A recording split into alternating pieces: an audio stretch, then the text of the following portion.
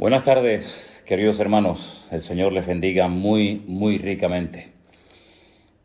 Es para mí un privilegio otra vez el poder estar con todos ustedes en esta tarde. Creo que vamos a tocar temas y cosas muy necesarias y muy importantes. Y le he pedido al Señor, como sé que muchos de ustedes también lo están haciendo, que sea la Biblia, solamente la palabra de Dios, la que aclare las dudas, la que traiga luz y la que nos guíe en todo momento en la tarde de hoy. Estoy plenamente convencido que la Biblia es lo único que puede curar la peor o una de las peores enfermedades, que es la ignorancia. No hay nada peor que ser un cristiano, que ser un creyente ignorante. Y lamentablemente, con todos mis respetos, tengo que decir que en cuanto a la Escritura hay mucha ignorancia, mucha, comprensión, pero muy defectuosa, ideas muy extrañas, muy raras, interpretaciones demasiado particulares y personalistas. Y como dije el otro día, ninguna profecía de la palabra de Dios se puede interpretar unilateralmente. Y por supuesto descartamos de entrada el yo siento, el yo creo, el Dios me dijo, porque yo creo que eso ya a estas alturas como que no pega, ¿no? Tenemos que leer detenidamente los textos cuando los queremos estudiar, compararlos con otros pasajes paralelos de la Escritura y darnos cuenta de que la Biblia se interpreta a sí misma. Y lo que no entendemos en una parte, la podemos entender en otra y así sucesivamente. Ahora bien, yo creo que tenemos la obligación y la responsabilidad de entender todo lo que se pueda entender. Hay cosas que lógicamente se escapan de nuestro conocimiento, pero repito, todo lo que se puede entender, creo que es nuestra obligación entenderlo. Y también creo que es nuestro deber, y por eso oramos al Señor, para que Él nos ayude a descubrir lo oculto en lo que ha sido revelado. ¿Me explico? Hay muchas cosas en la Biblia que han sido reveladas, que parece que están ocultas, que no se perciben a priori, pero que con la sabiduría, con el conocimiento, con la práctica, con la experiencia y sobre todo con la gracia de Dios, podemos llegar a descubrir muchas cosas que han permanecido ocultas, que están aparentemente ahí como escondidas, pero que cuando comenzamos a meternos en la maravillosa palabra de Dios, comenzamos a descubrir cosas realmente extraordinarias. A través de nuestro hermano Freddy, pastor en Alicante, él me comentaba, me sugería que pudiéramos hablar en esta tarde un poco acerca de la unción. Y lo vamos a hacer. Pero hoy vamos a hacer como dos bloques. Vamos a hablar acerca del tema de la unción, qué es, dónde se puede conseguir, etcétera, etcétera, para qué sirve. Pero permítame decirles que en estos días estoy recibiendo muchísimas preguntas de todas partes. Y quiero dejar algo bien claro, hermano. Mire, no voy a responder a preguntas que están claramente explicadas en la Biblia. Me explico. No quiero que primeramente me hagan una pregunta a mí de algo que está escrito en la palabra y luego vayan a la palabra. Vamos a hacerlo al revés. Vaya a la Biblia, busque en la palabra de Dios la respuesta a su pregunta y si usted lee los pasajes que yo le pido que lea y no los entiende por el motivo que sea, entonces me preguntan a mí. Pero no recurran primeramente a mí haciéndome preguntas sin haber ido previamente a la palabra. Primero hay que ir a la Biblia, primero hay que ir a la palabra de Dios y luego usted puede preguntar todo lo que quiera. Dicho de paso, también decirles que me han hecho preguntas, lo digo esto con todo mi respeto, muy extrañas. Hoy alguien me pedía que por favor explicara en qué consiste el pánico espiritual. Perdóneme, pero es la primera vez en mi vida que me hacen esa pregunta y no tengo ni la más remota idea. El pánico espiritual, que explique la doctrina del balcón. No entiendo lo que es la doctrina del balcón. Está circulando un vídeo por la República Dominicana que varios pastores y varios apóstoles, volvemos otra vez al tema de los apóstoles, que tienen que buscar en las páginas de la Biblia, sobre todo en el libro del Génesis, un pelo, una pluma, una hoja o cualquier cosa, y con eso que usted encuentre metido entre las páginas de la Biblia, usted sabe que hay gente que dentro de las páginas de la Biblia tiene metido millones de cosas. Bueno, pues vaya al libro del Génesis, dicen estos personajes, y lo primero que encuentre en cualquier página del libro del Génesis, lo encuentra, se lo frota y ya automáticamente usted está sanada o, digamos, vacunada en contra del coronavirus. Sí, cosas realmente, permítame, increíbles, sinceramente tremendas, ¿no? Pero bueno, vamos a ir en serio ahora, vamos a ver. Yo quiero tener un primer bloque, una primera parte para estudiar o para por lo menos comentar lo que nos explica el profeta Ezequiel en dos capítulos de su libro. Concretamente el capítulo 38 y el capítulo 39 del libro de Ezequiel.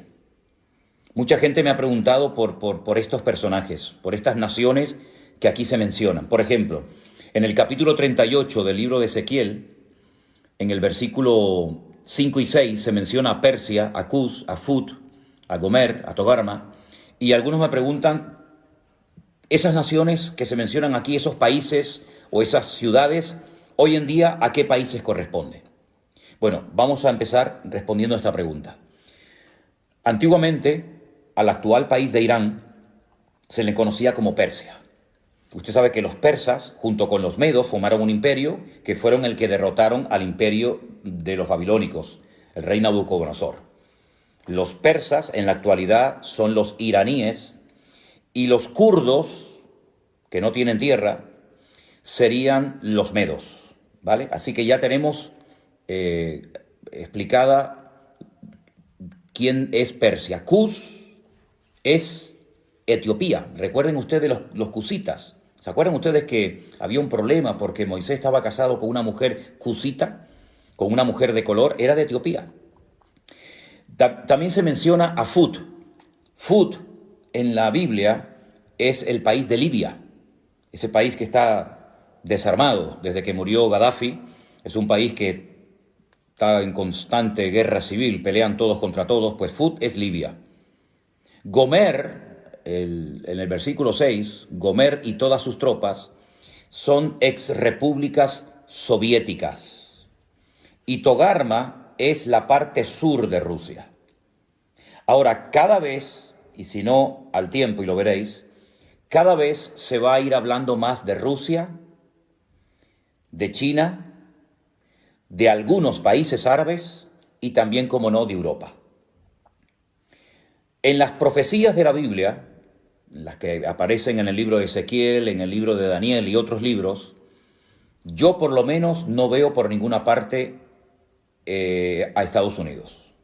Algunos dirán, pero bueno, Estados Unidos es una gran potencia económica, una gran potencia política, sí, es cierto, no lo discuto, pero no pinta nada en el panorama, en el programa profético de Dios. ¿Qué le va a ocurrir a los Estados Unidos en los últimos tiempos? Pues mire, yo no sé si esta pandemia que estamos viviendo hoy en día tendrá algo que ver.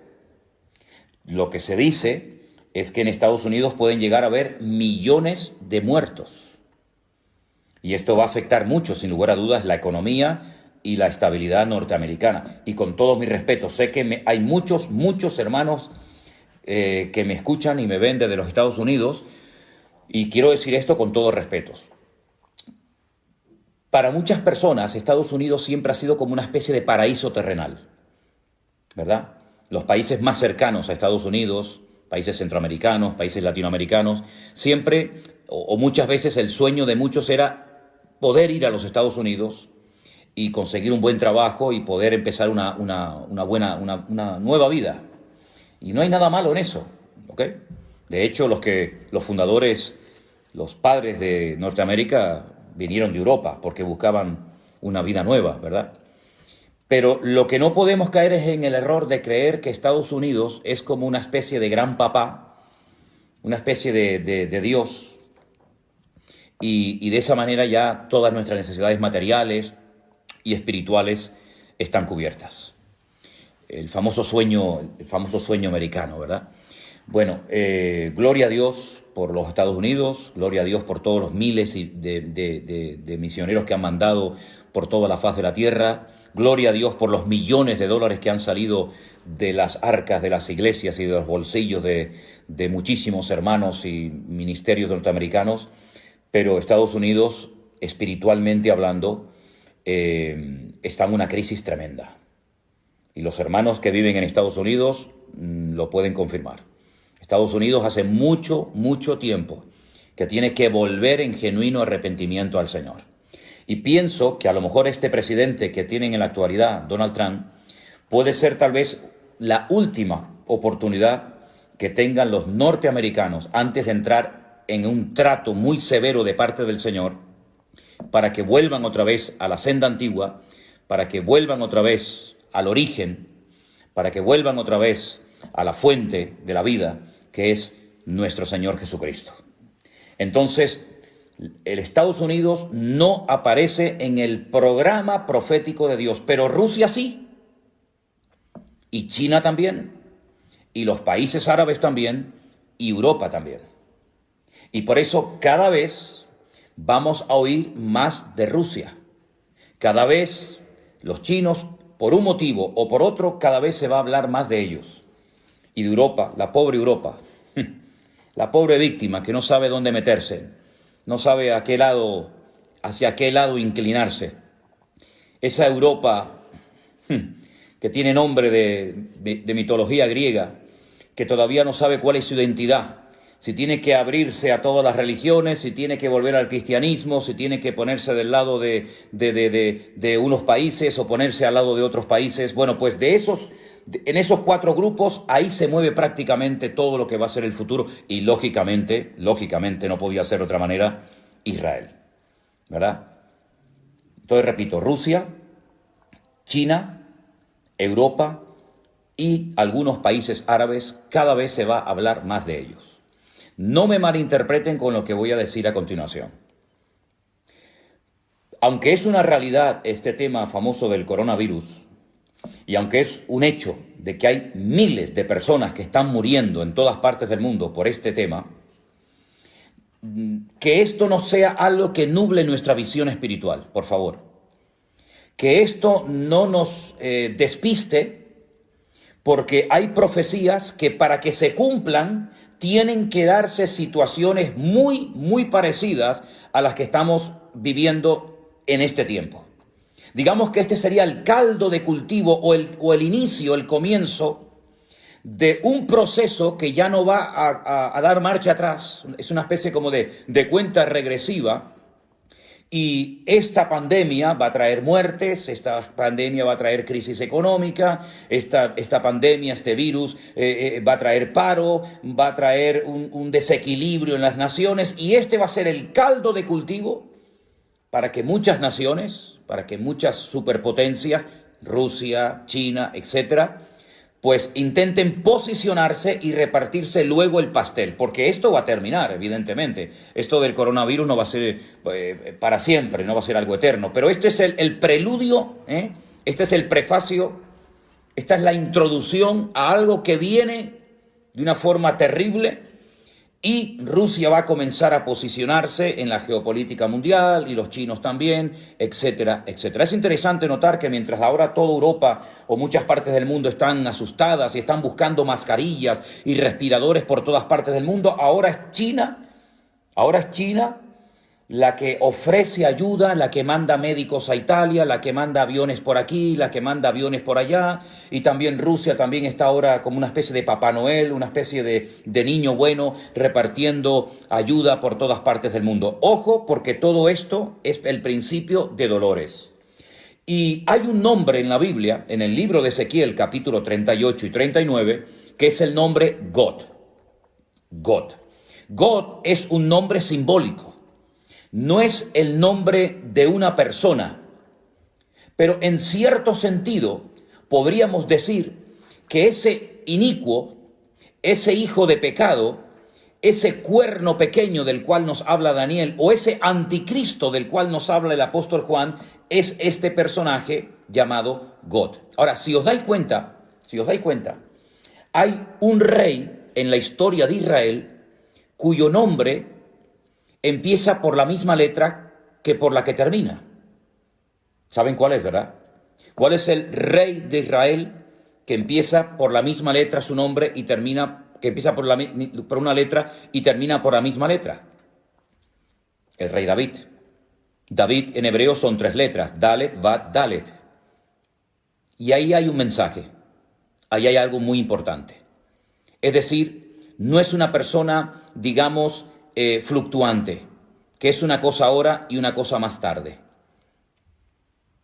Fíjense qué nombre le da la Biblia a este perverso, a este inicuo, a este hombre de pecado, a este hijo de perdición, como lo denomina Pablo en una de sus cartas a la iglesia de Tesalónica. A este personaje se le conoce en el Antiguo Testamento como God. Y los judíos en Israel, en el judaísmo, se conoce a God como un hombre malo, al que nosotros denominaríamos o llamamos el anticristo. Y fíjense que su nombre empieza por la letra Gimel, la G en español, y termina por la misma letra, God, G-O-G. Es como una especie de imitación de todo lo que Dios, de todo lo que el Señor ha estado haciendo a lo largo de la historia. Es la última oportunidad que Satanás tendrá para poder alcanzar sus objetivos. Ahora, Satanás, por primera vez en toda la historia de la humanidad, va a ir en contra de su esencia.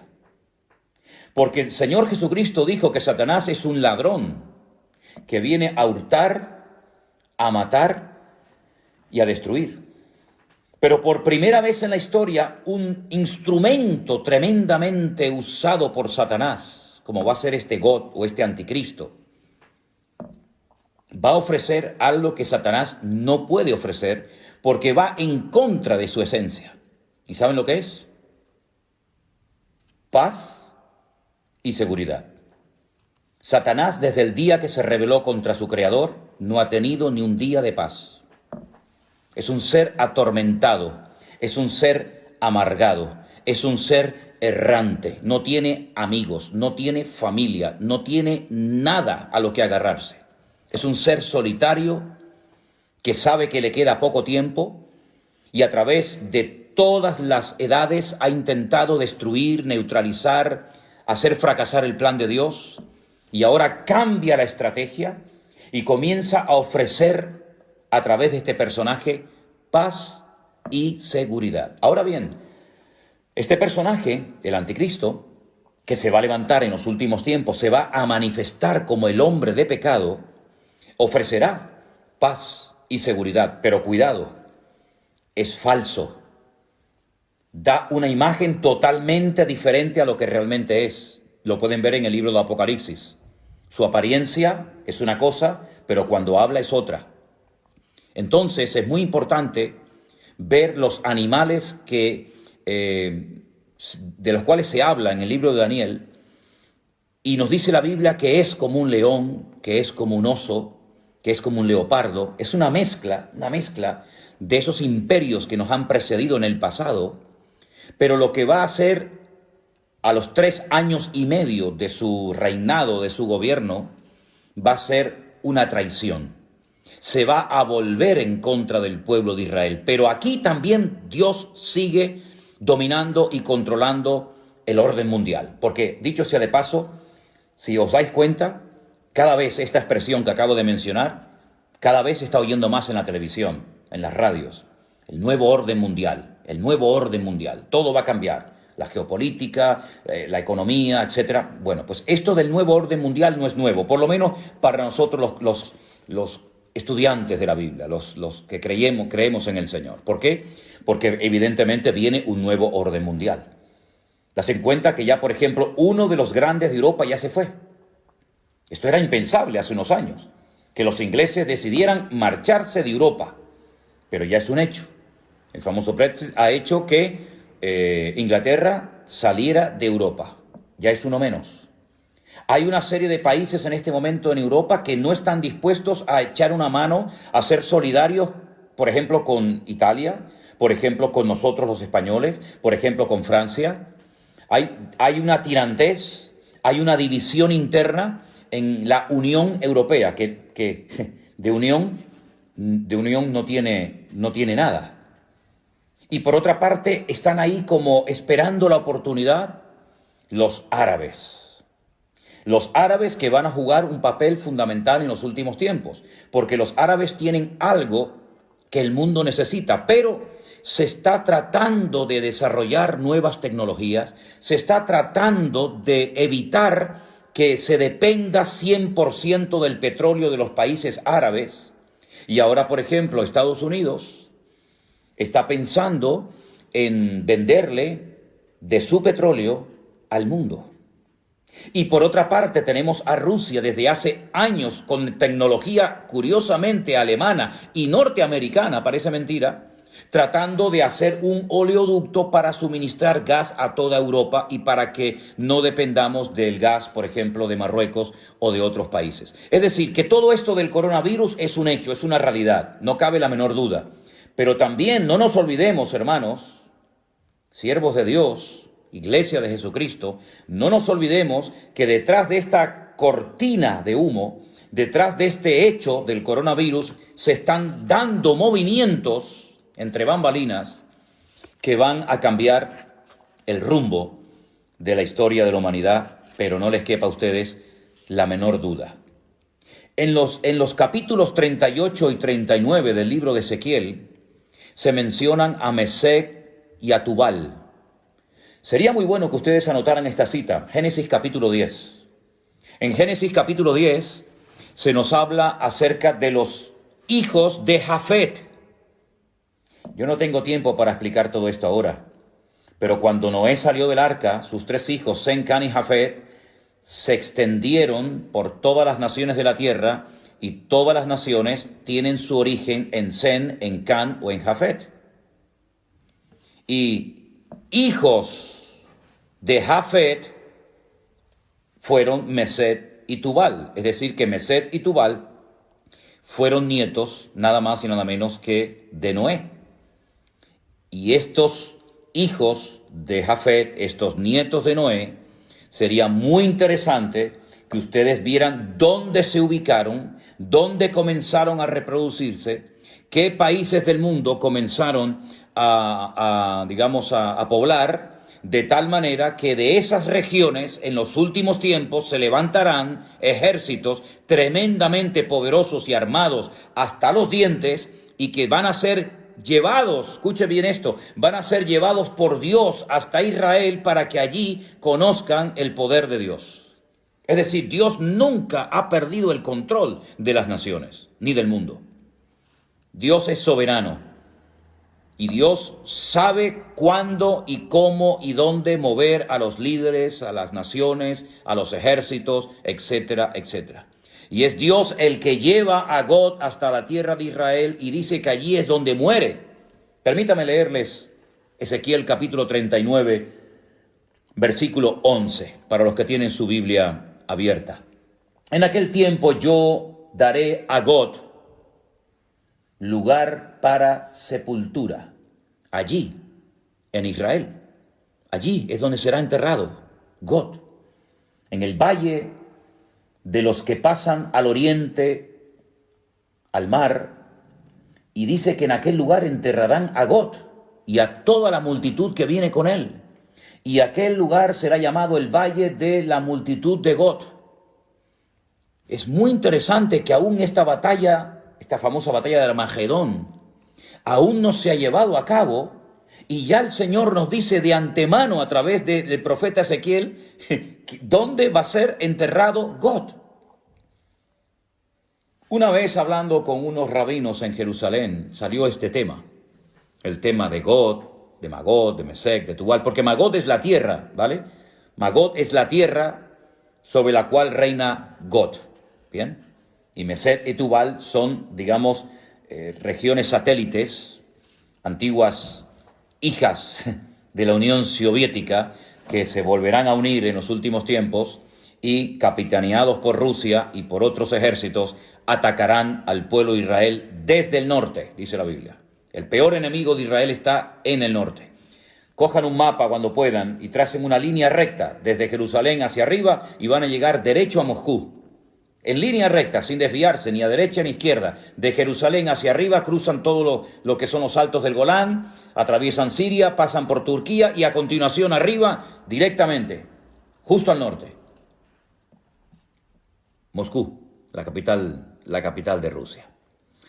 Entonces, lo que quería decirles es que el pueblo de Israel sabe perfectamente estas profecías. Muchos las conocen y saben perfectamente que del norte viene una invasión tremenda, tremenda.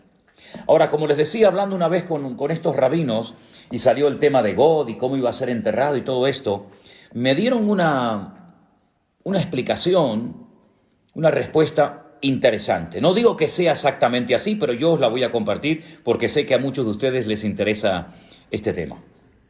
¿Se acuerdan ustedes cuando Noé salió del arca? Dice que al poco tiempo Noé apareció totalmente desnudo, borracho en la puerta de su tienda.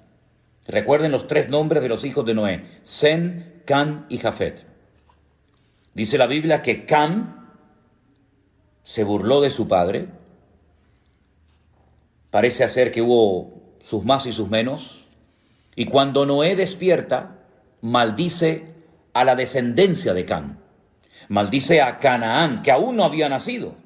Los cananeos son descendientes de Can y eran naciones, eran pueblos que estaban totalmente bajo la maldición de Noé, porque hizo burla de su padre, porque vio la desnudez de su padre. Sin embargo, Sem y Jafet marcharon marcha atrás y taparon la desnudez de su padre.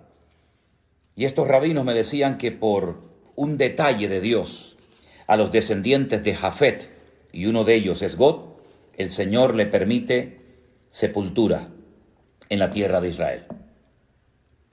Ahí queda eso. Cómanse el pescado y dejen las espinas a un lado. La batalla será de tal magnitud, y quiero dejar una cosa bien clara, esta batalla que se describe en los capítulos 38 y 39 del libro de Ezequiel aún no se ha llevado a cabo. Esto es profético, esto nunca ha ocurrido. Esto es algo que va a ocurrir en los últimos tiempos. Desde Tbilisi, vecino con Rusia. Qué interesante este mensaje que nos acaba de mandar Miriam Masi. Te saludo desde Tbilisi, Europa del Este, país vecino con Rusia. Interesante. Esta batalla será de tal magnitud que una vez que termine, y la batalla se llama la batalla de Armagedón, se va a llevar a cabo en un valle precioso que he tenido la oportunidad y el privilegio de verlo muchas veces, de caminar por él, de conducir por medio del valle. El valle de Jezreel o el valle de Megiddo. Es un valle inmenso. Ya Napoleón dijo cuando lo vio, este es el valle perfecto para llevar a cabo una gran batalla. Bueno, pues en ese valle se va a llevar a cabo una batalla tremenda que va a llegar hasta el Monte de los Olivos en Jerusalén, donde muere el anticristo y muchas de sus tropas. Y una vez que la batalla termine, dice que estarán durante 7 años quemando al fuego el armamento que las tropas trajeron para atacar al pueblo de Israel. Allí habrán tropas de todas partes del mundo, También los chinos mandarán millones y millones de soldados para atacar al pueblo de Israel. Porque al final todas las naciones del mundo quieren conquistar Jerusalén y la quieren para ellos. Y la Biblia nos enseña que en ese valle de Armagedón la batalla será tan espectacular. Dice la Biblia que lloverá lluvia impetuosa, piedras de granizo, fuego y azufre. Apocalipsis dice que serán del peso de un talento, 45 kilos. Probablemente está haciendo referencias a bombas, vete tú a saber. Y la Biblia nos enseña que durante 7 años después de la batalla de Armagedón estarán quemando el armamento de todas aquellas personas que vinieron a pelear contra Israel. 7 años. Pero en el versículo 12 dice, y la casa de Israel los estará enterrando por 7 meses para limpiar la tierra. Fíjense la cantidad de millones de personas que mueren, que estarán 7 meses enterrando muertos. ¿Se acuerdan ustedes esas imágenes terribles que están en blanco y negro, que nos recuerdan la liberación de los campos de concentración de Europa por las fuerzas aliadas? Cómo se veían unos bulldozers, cómo se veían unos tractores enormes arrastrando multitudes y multitudes de cadáveres para echarlos en fosas comunes. Miles y miles de judíos que fueron enterrados como si fueran animales, sin ningún respeto, sin ningún honor, que fueron enterrados multitudes. Pues durante 7 meses, y la Biblia no miente, la Biblia dice la verdad, durante 7 meses estarán enterrando los cadáveres de los soldados que fueron a pelear contra el pueblo de Israel. Porque en esa batalla todas las naciones de la tierra sabrán que el Dios Todopoderoso es el Dios de Abraham, el Dios de Isaac y el Dios de Jacob. Los enterrarán todo el pueblo de la tierra y será para ellos célebre ese día. Tomarán hombres a jornal, versículo 14, para que vayan por todo el país para enterrar a los que queden sobre la faz de la tierra, para limpiarla, y al fin de 7 meses se hará el reconocimiento. Pasarán los que irán por el país, y el que vea huesos de algún hombre pondrá junto a ellos una señal para que los entierren, para que entierren los sepultureros en el valle de Amón-Gad. Esta sería una tercera guerra mundial terrible, brutal. Y les digo algo más. Estamos viendo cómo todas las naciones de la tierra están siendo afectadas, están siendo atacadas por un enemigo invisible, por un pequeño virus que mata. Pues miren lo que dice el capítulo 14 del profeta Isaías. Capítulo 14 del profeta Isaías. Dice, esta será la plaga. Qué curioso, ¿eh? Estamos en medio de una plaga. Pero es que hay otra plaga en el futuro, diferente a la que estamos viviendo ahora. Y esto es simplemente, como dije el otro día, un pequeño botón de muestra, un anticipo, un prefacio de lo que viene. Esta será la plaga con la que Dios herirá a todos los pueblos, habla en plural, que pelearon contra Jerusalén. Escuchen, la carne de ellos se corromperá estando ellos sobre sus pies, y se consumirán en las cuencas sus ojos, y la lengua se les deshará en su boca. Zacarías capítulo 14, verso 12, versículo 13. Y acontecerá en aquel día que habrá entre ellos gran pánico enviado por el Señor. Trabará cada uno de la mano a su compañero y levantará su mano contra la mano de su compañero. Se matarán entre ellos, van a pelear contra Jerusalén, van a querer destruir a Israel y al final se terminan matando y peleando entre ellos. Y no es la primera vez que esto pasa, porque en el Antiguo Testamento, en la Tanaj, sabéis perfectamente que esto ya pasó en otras ocasiones. Todos los que sobrevivan de las naciones tendrán que venir a Jerusalén cada año para adorar al Rey, al Señor de los ejércitos, y a celebrar la fiesta de los tabernáculos. Pero fíjense cómo esta plaga afectará tanto a bestias como a seres humanos, y morirán millones y millones de personas. 7 meses enterrando cadáveres, 7 meses enterrando muertos. Todo esto lo pueden leer ustedes en Zacarías capítulo 14, en Ezequiel capítulo 38 y capítulo 39. Pero para terminar este bloque, permítame llevarles al libro del Apocalipsis, último libro de la Biblia, al capítulo 20.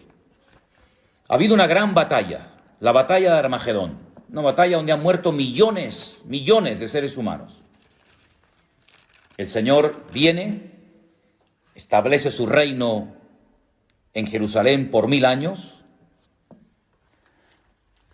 y después de los 1000 años, Satanás, que ha estado durante todo este tiempo atado, privado de libertad, sin poder hacer absolutamente nada, pues dice en el capítulo 20, que habla acerca del tema del milenio, en el versículo 7, cuando los 1000 años se cumplan, Satanás será suelto de su prisión y saldrá a engañar a las naciones que están en los 4 ángulos de la tierra. Y otra vez menciona a Gog, a Magog, a fin de reunirlos para la batalla, el número de los cuales es como la arena del mar. Es decir, no han aprendido la lección. El hombre no termina de aprender del pasado, vuelve siempre a cometer los mismos errores. Han visto una batalla tremenda donde han muerto millones y millones de seres humanos, donde han estado 7 años quemando al fuego el armamento, donde han estado meses enterrando cadáveres, donde la sangre dice que ha llegado hasta la altura de los frenos de los caballos, por poner un ejemplo. Terrible. Ríos de sangre. Es como un lagar donde Dios derrama su ira contra las naciones que vienen a atacar a Israel. Comienza el milenio, está el Señor Jesucristo, subimos a Jerusalén a adorarle, estamos allí con Él, vemos su gloria, vemos su imperio, vemos su dominio y su autoridad, sueltan al diablo y vuelven otra vez a juntarse las naciones para atacar otra vez al campamento de Dios. El hombre no termina de aprender. Aprenderán las naciones, aprenderán estos políticos que tenemos, las lecciones que nos está dando la historia, el mensaje que le está transmitiendo Dios a la humanidad a través de esta pandemia. En fin, ustedes saben perfectamente la respuesta. Pasamos a otro tema. La unción. ¿Qué es la unción? La Biblia nos enseña que los reyes, antes de poder gobernar, tenían que ser ungidos, ¿verdad?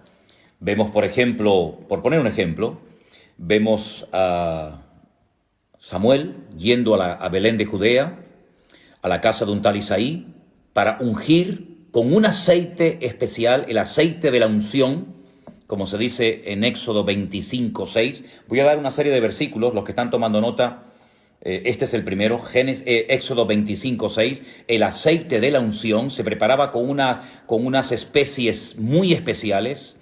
El aceite de la unción no se podía utilizar para otras cosas más que para ungir, ¿vale? Y allí en el libro de Éxodo, capítulo 25:6, se habla del aceite de la unción, y también en el libro de Levítico se nos dice un poco de su elaboración, de cómo se preparaba. Vemos en el libro de los Salmos, yo voy a dar el versículo y no puedo leer todos los textos porque si no esto sería interminable. En el Salmo 89:20 dice que el Señor ungió a David para ser rey de Israel. También a otros, ¿no? Pero concretamente el Salmo 89 es el salmo donde encontramos el pacto que hace Dios con David, y en ese pacto incluía una unción especial para ser rey de las 12 tribus de Israel, ¿vale? La palabra Mashiach, ungido, no es un nombre propio, como puede ser Antonio, Tomás, Santiago, Ricardo, Alberto, Manuel, sino que es un título, más que un título, es algo que se hacía sobre las personas, sobre algunos objetos, para consagrarlos para un servicio especial. Se ungían a los reyes, se ungían a los profetas, se ungían a personas para una función específica. El rey de Israel era el ungido del Señor. Ahora, esa unción, ese respaldo divino que se representaba derramando un aceite que se preparaba especialmente sobre la cabeza, sobre las vestiduras. Por ejemplo, en el Salmo 133 nos habla de la unción que se derramó sobre Aarón como sumo sacerdote en el tiempo de Moisés en el desierto, en el tabernáculo, ¿verdad? Esa unción, ese acto de Dios de respaldar a un hombre, de respaldar a una persona para ser rey, para ser sacerdote, para ser profeta o para una función en específica, esa unción, ese respaldo de Dios también se menciona en el Nuevo Testamento.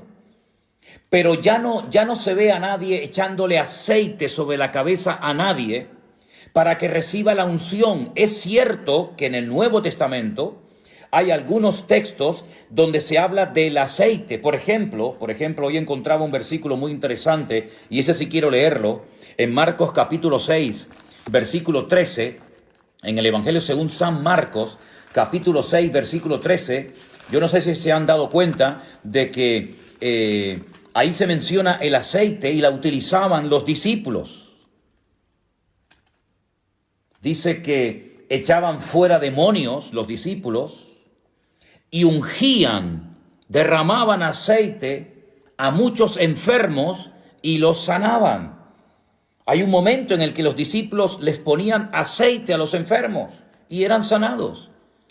Y Santiago en su epístola nos dice que está alguno enfermo, llame a los ancianos de la iglesia para que vayan, lo unjan con aceite, y verdad. Entonces vemos que es algo también del Nuevo Testamento, pero no se utiliza en el Nuevo Testamento el aceite para ungir a un pastor, o para ungir a un diácono, o para ungir a una persona para que haga una función específica en el cuerpo de Cristo, es decir, en la iglesia. No, eso no se ve en el Nuevo Testamento. Ahora, sin embargo, el Señor Jesucristo dice en el Evangelio según San Lucas que Él fue ungido para dar buenas nuevas a los pobres. ¿Quién ungió? ¿Quién ungió al Hijo de Dios, al Señor Jesucristo, para el ministerio espectacular que tuvo durante su existencia? Hay dos versículos muy interesantes que me gustaría que leyéramos. Uno se encuentra en Hechos capítulo 4, versículo 27.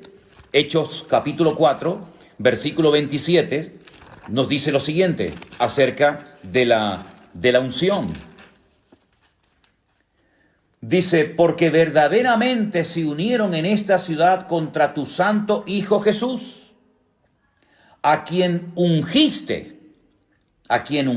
Herodes y Poncio Pilato, con los gentiles y con el pueblo de Israel. Es decir, Pedro hablando, dando una explicación coherente a los que allí estaban pidiéndole explicaciones acerca de cosas que estaban sucediendo en aquellos tiempos en la iglesia primitiva, dice que Dios ungió a nuestro Señor Jesucristo.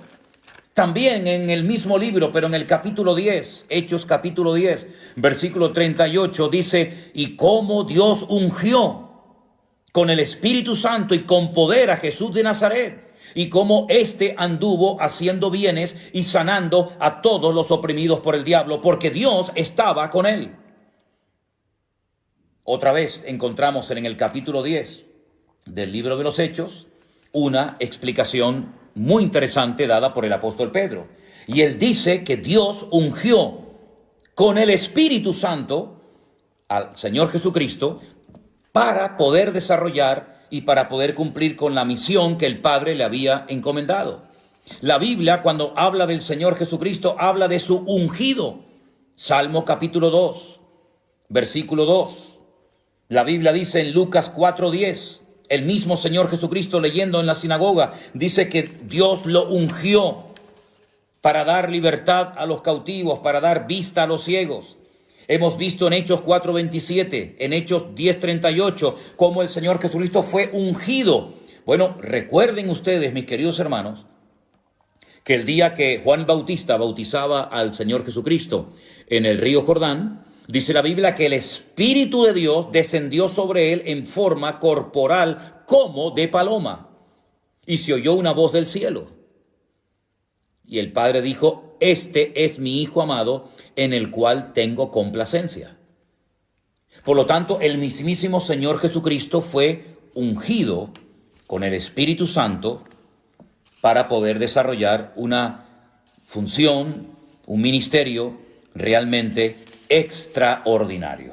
Ahora bien, hoy en día, sobre todo en ciertos y determinados círculos evangélicos, vuelvo otra vez a decir lo mismo, es que conozco muy bien ese terreno, conozco muy bien ese ambiente, porque me crié y estuve muchos años en él, y sé que el tema de la unción es un tema que se ha sacado totalmente de contexto.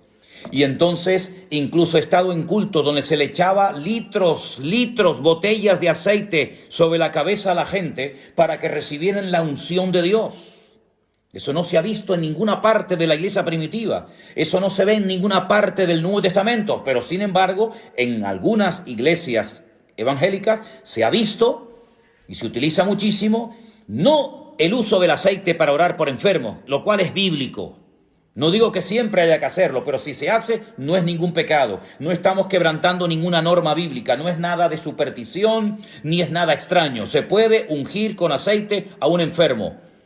No hay ningún problema en hacerlo, es bíblico. Hay un texto de la Biblia que lo respalda. Luego, hay que decir amén, aunque tal vez no te guste, no lo hayas hecho nunca, pero hay algo que la Biblia dice acerca de la unción sobre los enfermos. Pero en ningún momento encontramos en la Biblia a pastores, a apóstoles, a discípulos echando botellas y botellas, litros y litros de jarra y de aceite sobre la gente para que reciban la unción. Eso no es bíblico, eso no es correcto, eso no es de Dios. Eso es un disparate, eso es un invento de los hombres y la gente en su ignorancia, que es una de las peores enfermedades que tiene la iglesia, lamentablemente. Y espero que se vaya sanando la iglesia con el bálsamo de la palabra de Dios, con el conocimiento de Dios. Espero que nos demos cuenta de que yo no tengo que ir a un altar para que un ungido me unja con aceite para recibir la unción del Espíritu Santo. Eso es un disparate. La unción no la da un hombre. La unción, el respaldo, lo da el Señor. Lo que pasa es que hay algunas personas que, como no tienen el respaldo de Dios, tienen que buscar el respaldo y la unción del hombre. Pero dice la Biblia, y vamos a leerlo, en 2 de Corintios, capítulo 1, versículo 21, repito, 2 de Corintios, capítulo 1, versículo 21, algo muy interesante referente a esto que estamos hablando en esta tarde. Dice, Él es el que nos confirma con vosotros en Cristo, y el que nos ungió es Dios. Eso lo dice la Biblia. Todas las Biblias del mundo dice que quien nos ungió es Dios. 2 de Corintios, capítulo 1, versículo 21. ¿Qué les parece? La Biblia dice que nosotros tenemos, ya es un hecho, es una realidad. Tenemos la unción de Dios en nuestra vida. Y como siempre digo, vamos a la Biblia. Vamos a la palabra. Primera de Juan, capítulo 2, versículo 20. Y dice así la palabra del Señor. Pero vosotros tenéis la unción del Santo. Vosotros tenéis la unción del Santo. Más adelante en el versículo 27 dice, pero la unción que vosotros recibisteis de Él, permanece en vosotros, y no tenéis necesidad de que nadie os enseñe, así como la unción misma os enseña todas las cosas. Y es verdadera y no es mentira. Así que, queridos hermanos y amigos, la unción de Dios se manifiesta de muchas formas. Evidentemente, no todo el mundo ha recibido la misma capacidad. Cambiemos, si quieren, la palabra unción por la palabra capacidad y así nos entendemos todos mejor, ¿les parece? Dios ha capacitado a unos para la enseñanza. Dios ha capacitado a otros para el evangelismo. Dios ha capacitado y ungido a unos para la música, a otros para cualquier otro ministerio.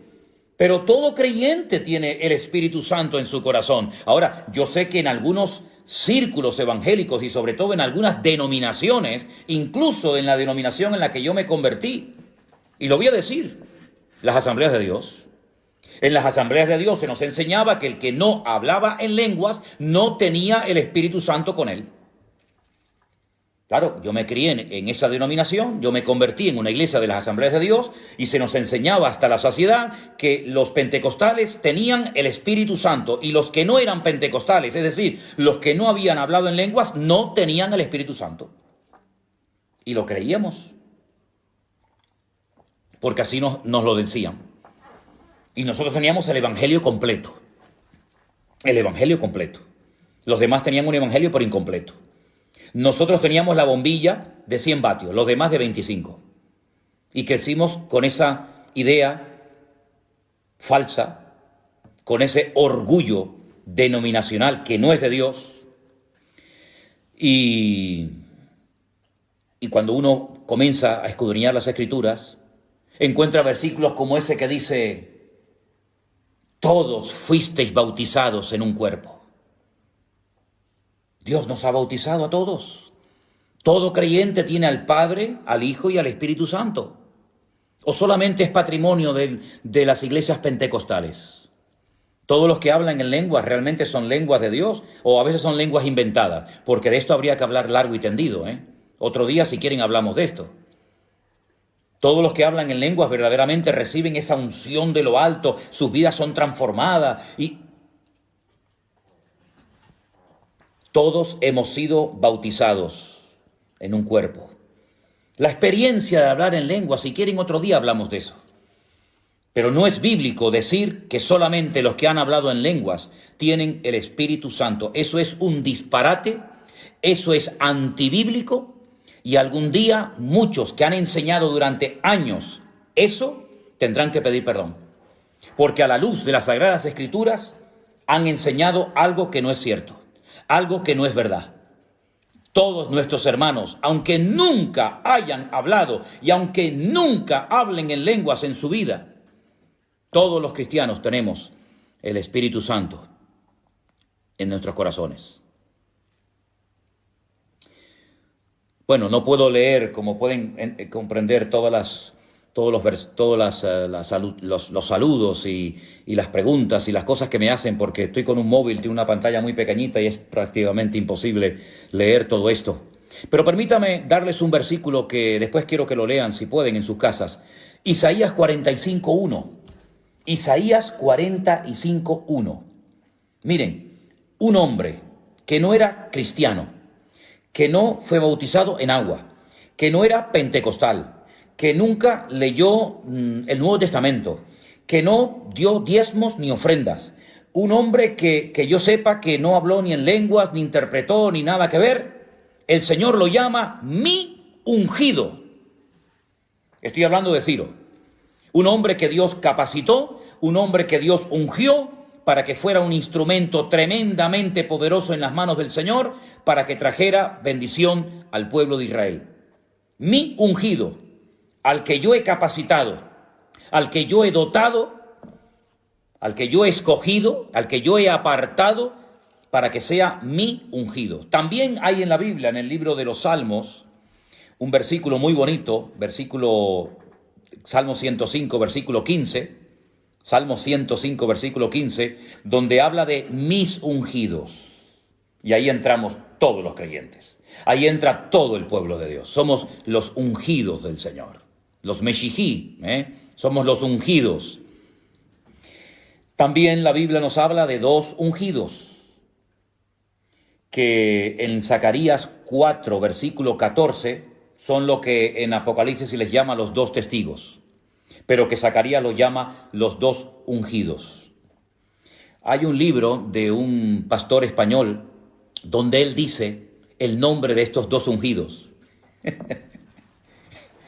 Ha tenido una revelación sobrenatural. Nadie sabe, ni siquiera los autores de la Biblia, ni Juan, ni Pablo, ni Santiago, ni Tomás, nadie sabe en la Biblia quiénes eran, cómo se llamaban estos dos ungidos, pero en ese libro que yo tengo en mi casa dice, los dos ungidos son fulanito y menganito. Punto. Interesante, ¿no? Por supuesto. Bueno, y también quiero leerles un versículo muy bonito del Evangelio de Lucas, capítulo 2, el versículo 26.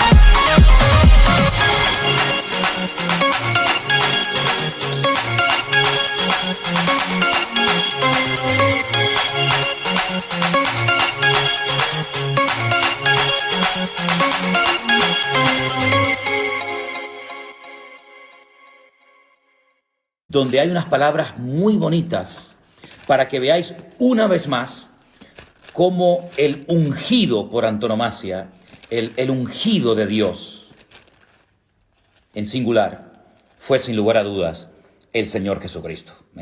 Yo les he dado versículos del libro de los Hechos, le he dado algunos textos en esta tarde de Lucas, pero miren qué versículo tan bonito de Lucas 4:18, donde el hombre que está orando, teniendo en sus brazos al Señor Jesucristo, pues Lucas 2:26, perdón, discúlpeme, Lucas 2:26 dice unas palabras muy interesantes y dice así: esto fue el día que los padres del Señor Jesucristo lo llevaron para ser presentado en el templo, ¿vale?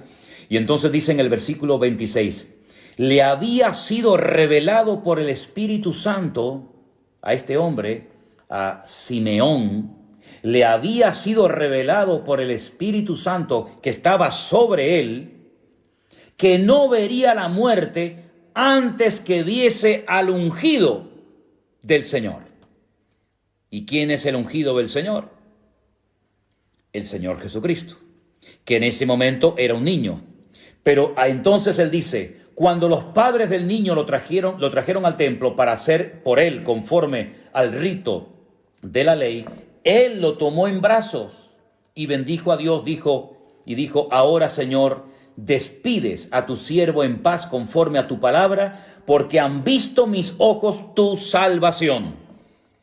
El Señor le había revelado a Simeón que él vería al ungido, al escogido de Dios, al Mesías, Mashiach. Por eso él se llama Yeshua HaMashiach. Mashiach no es un nombre, es la capacitación sobrenatural de Dios para poder ejercer la función a la cual Dios nos ha llamado. Pero todo creyente tiene la unción de Dios. Eso lo dice la Biblia. Todo creyente tiene la unción del Santo. Todo creyente tiene al Espíritu Santo morando en su corazón. Así que vamos a ponernos ya los pantalones largos, vamos a dejar de ser niños fluctuantes y niños ignorantes y vamos a dejar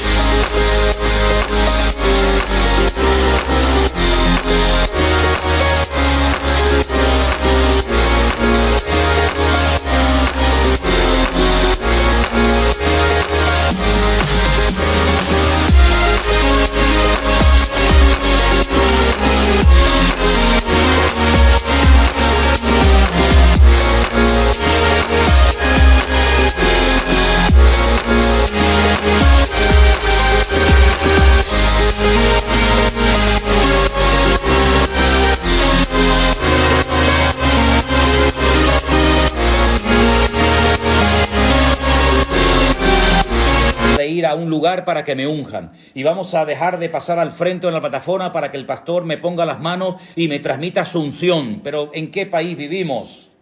Vamos a ser serios, vamos a ser ya maduros. Una vez fui a una congregación, bueno, en varias ocasiones me ha pasado, pero recuerdo una aquí en Tenerife, un día en una reunión se me acercaba un hombre y no hacía más que acercarse a mí y me le quedé mirando y le dije, ¿qué le pasa? ¿Usted qué quiere? Y me dice, es que yo quiero que me traspases tu unción. ¿Qué cosa es esa? Claro, es que se van al Antiguo Testamento y ven cómo Eliseo le pidió al profeta Elías la doble unción que vino sobre él. Sí, pero no fue porque tocó un botón. Lean todo el proceso, lean sobre todo los lugares a los que llevó el profeta Elías a Eliseo antes de recibir la unción. Y le dijo, lo que estás pidiendo es algo muy difícil de conseguir. Porque es una unción, es una capacitación sobrenatural para un tipo de ministerio profético que él sabía que había recibido. Y este es su sucesor, su siervo durante años, muy interesante, siervo de Elías, antes de ser siervo de Dios, tuvo que ir a Betel. ¿Qué aprendió? ¿Qué vio en Betel, hermanos? Tuvo que ir a Gilgal. ¿Por qué lo llevó a Gilgal?